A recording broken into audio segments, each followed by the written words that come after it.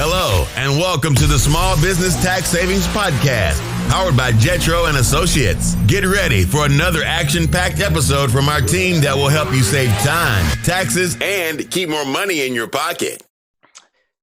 Hello and welcome back. I'm your host, Mike Jesowshek, and I'm a CPA and founder over at Jetro, which is an innovative accounting firm servicing small business owners across the country. And again, as we get closer to year end, we want to touch on some topics that are relevant to you as the business owner and things that you need to be thinking about as we prepare for the end of the year. So on this episode, I brought back Lisa Ransom, who is a CPA on our team and part of our tax department. So Lisa, welcome to the show. Thanks, Mike. So today's episode, we're going to be talking about W9s and 1099s that you need to be thinking about as those are due in January. And then we're also going to be talking about things that you can be doing now in your business and coming into this new year to help just make tax season easier, less stressful for you. So we're going to start first with the W9s, and Lisa's going to kind of take that one over.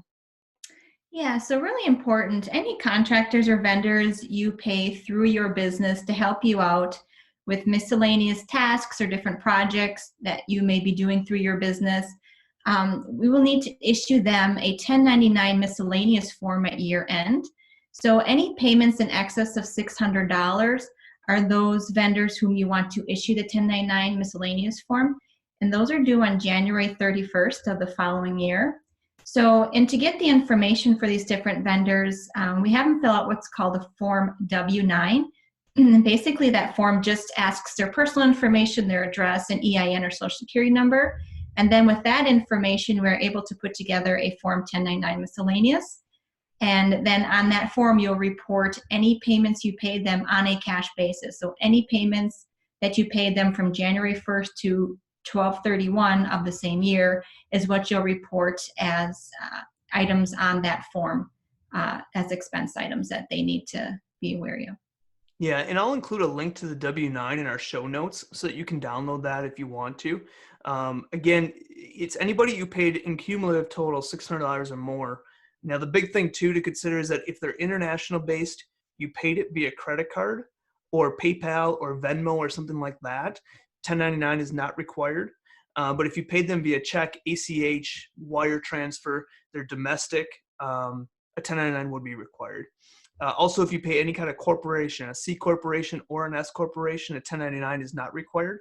And you might not know if they're set up as that type of entity, but when they fill out that W9, you'll be able to see that information. So again, we always recommend when it comes to W9s that you're collecting the W9s as you're paying them, even if you're not over that limit, so that when year end comes, you're not having to go back and try to gather from someone you might not have talked to in 6 months. But if you didn't gather that information back then, now is a good time to kind of reach out and say, hey, can you fill out a quick W9 as we prepare for tax season? The next thing I kind of want to touch on is just kind of making tax season a breeze. For most business owners, tax season is sometimes, the most stressful time of the year. A lot of times they're completing things last minute, and, they obviously potentially have a tax bill coming. And so it can be a stressful time. The best way to try to avoid that stress is to just be prepared for it, have things ready.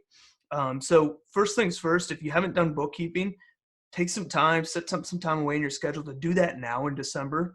Get that bookkeeping completed because you really cannot start any kind of tax process until that bookkeeping is completed. So you'll want to make sure that you have your bookkeeping done, it's accurate before year end, so that everything's ready, set to go. You can send it over to your accountant.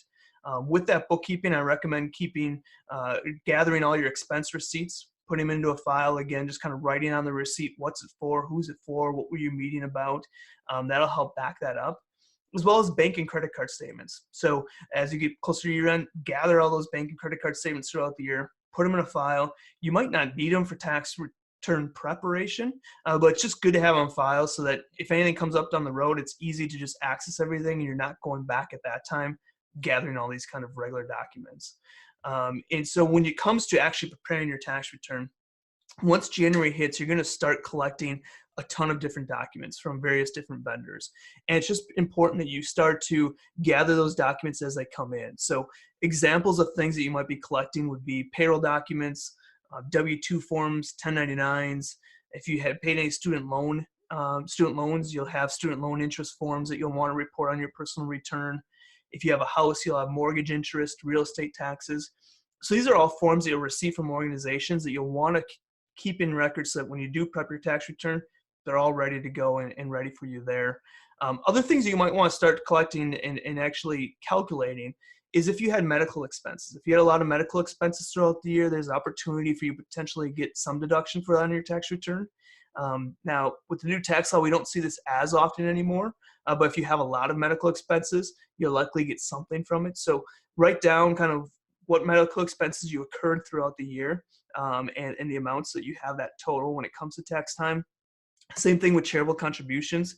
If you gave any money to charity or church or anything like that, start to collect the amounts you paid there so that's ready.